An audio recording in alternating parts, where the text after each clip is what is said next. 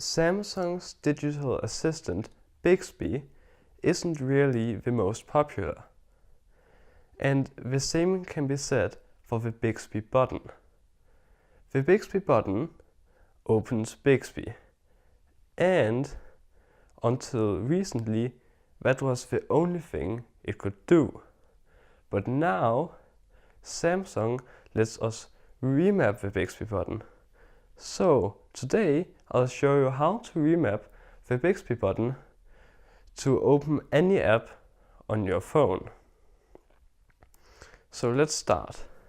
What you want to do is you want to go into the settings. Scroll down to advanced features.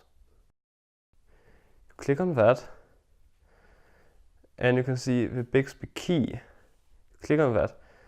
And normally it will say single press to open Bixby.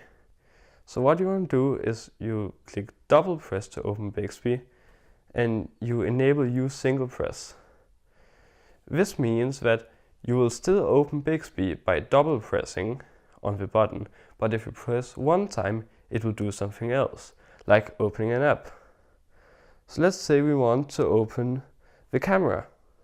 So we click on the camera and that's it.